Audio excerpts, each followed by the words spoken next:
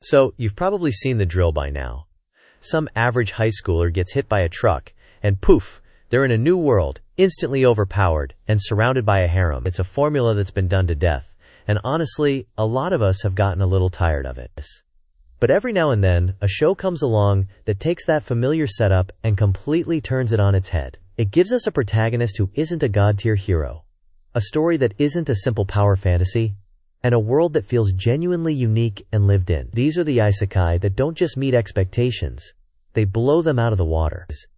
From heroes who are anything but heroic, to worlds that defy every trope, we're diving into the isekai anime that prove this genre is far from dead.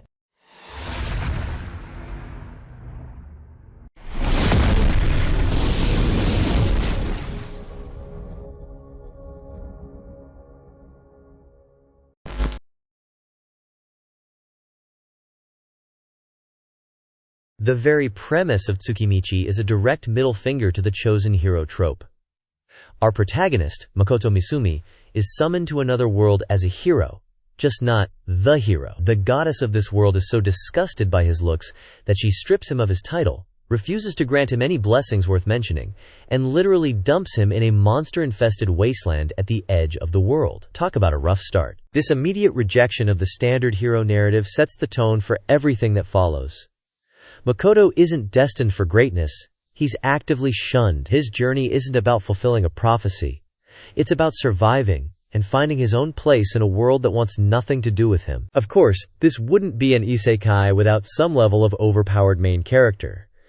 But Tsukimichi handles it with a comedic twist. Due to the goddess's interference, or lack thereof, Makoto's mana reserves are absolutely absurd. He's unintentionally the most powerful being in the world, but he often has no idea just how powerful he is, leading to hilarious misunderstandings and underestimations of his own abilities. He's not trying to be OP. He just is, much to the confusion and terror of everyone around him. And let's talk about the companions.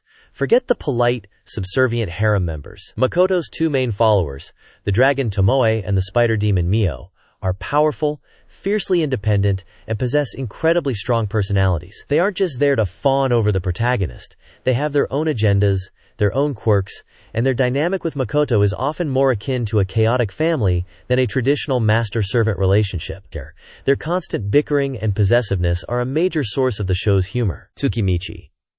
Moonlight Fantasy doesn't try to reinvent the isekai wheel. Instead, it gleefully takes that wheel, paints it in ridiculous colors, attaches a rocket booster to it, and sends it careening off in a completely unexpected direction. It surpasses expectations by not trying to be a serious epic or a deep character study. It embraces the inherent absurdity of the isekai premise and delivers a consistently funny, surprisingly engaging, and thoroughly entertaining ride.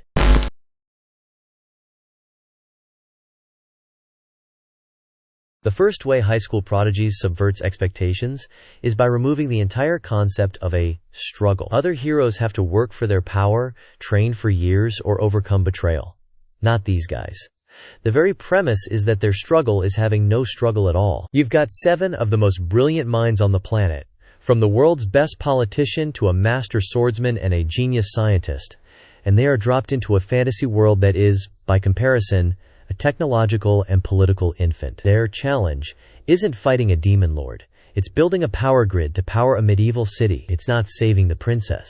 It's building a printing press to create a free press and manipulate public opinion. It's a show that asks, what if the heroes didn't have to grow at all because they were already perfect? In most isekai, the world is a complex, dangerous place with deep lore and history. In this one, the world is essentially a blank canvas for the prodigies to show off. A feudal lord is not a grand villain. He's just a simple political problem for the politician to solve in a single afternoon. A dragon isn't a fearsome beast. It's a scientific curiosity that can be brought down with basic physics. The show's brilliance is in its unapologetic confidence. It doesn't pretend that the stakes are high. It lets us sit back and watch as these prodigies effortlessly fix a new world, with the same ease as a kid playing with building blocks. It's the ultimate isekai comfort food. It takes the power fantasy to its most ridiculous, pure, and concentrated form. It's a show for anyone who's ever thought, Man, I just want to watch a bunch of geniuses completely steamroll a fantasy world without any of that pesky conflict or character growth. And in a world where every isekai is trying to be the next shield hero or Re:Zero, high school prodigies had the courage to simply be itself. A shameless, fun, and effortless power fantasy. That's exactly what it says on the box.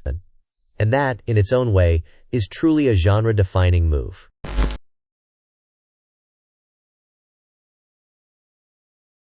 Wise Man's Grandchild Surpassed gives us the most powerful, stress-free protagonist imaginable. Other shows spend a whole season building up to a power-up. Not Shin. He is born not just with a cheat skill, but with the combined magical knowledge of the world's two most legendary heroes, one of whom is his grandfather. There's no struggle here, no frustrating training arcs, no fear of failure. He can cast spells that are so ridiculously powerful they have to be named after weapons of mass destruction from his past life. The only thing he lacks is common sense, which is just a funny way of saying he has no weaknesses whatsoever, and it creates a lot of great reaction shots from the side characters. The world itself is another stroke of genius. Unlike a show like Shield Hero, where the world is full of betrayal and prejudice, the world of Wise Man's Grandchild is a warm, welcoming place that exists purely to praise our hero. There is a demon threat, sure, but it's just an excuse for Shin and his friends to effortlessly obliterate them with flashy magic. The Academy is not a place of cutthroat competition. It's a school that exists just so Shin can teach everyone his overpowered magic. Every character Shin meets immediately becomes his friend, his ally, or his adoring fan. And speaking of friends, the show even perfects the romance and party tropes. There's no long, drawn-out love triangle or indecisive protagonist. The second Shin sees the main love interest, Cicely, he knows she's the one. The rest of the show is a pure, unadulterated, and drama-free romance. Every other female character immediately respects the relationship, and there's no manufactured jealousy or harem nonsense. The party of friends he creates is just a group of equally kind, supportive people who are all in awe of Shinchan's power. It's the perfect, wish-fulfillment version of a party. So did Wise Man's Grandchild surprise us? Yes. It surprised us by not surprising us at all. It didn't try to be a groundbreaking drama or a gritty fantasy. It knew exactly what kind of show it was. A pure, uncut, stress-free power fantasy. And in a crowded genre, being the best version of the most common trope is, in its own way, a revolutionary move.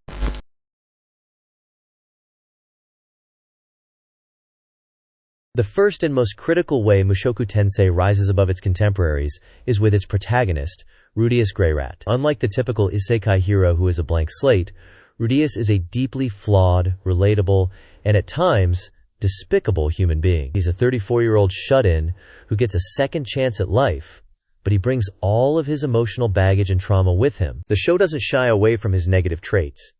It puts them on full display, and then it forces him to confront them. Rudeus's journey isn't just about becoming strong.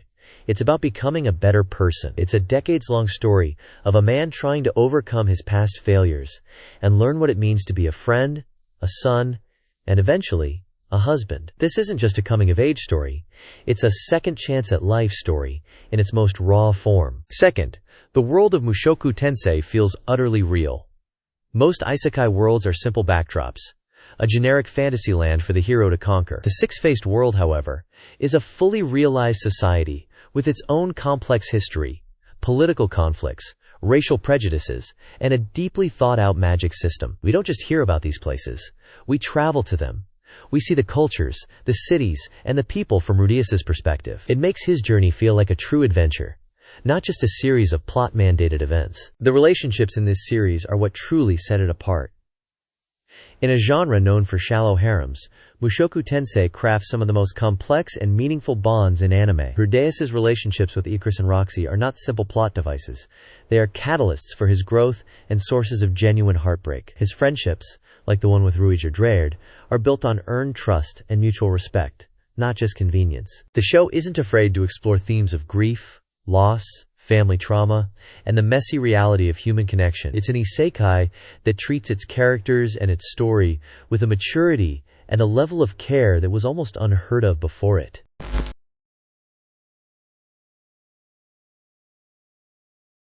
In most isekai, the hero is given the most powerful sword, the strongest magic, or a game-breaking skill. Naofumi? He gets a shield. A completely useless, non-offensive shield. He's not the powerful hero, he's the tank. The weakest and most ridiculed of the 4 summoned heroes. This is the ultimate anti-power fantasy. He can't just slice through enemies. He has to be smart, strategic, and resourceful just to survive. But that's only the half of it. The other subversion is his motivation. Most isekai heroes are excited and full of hope.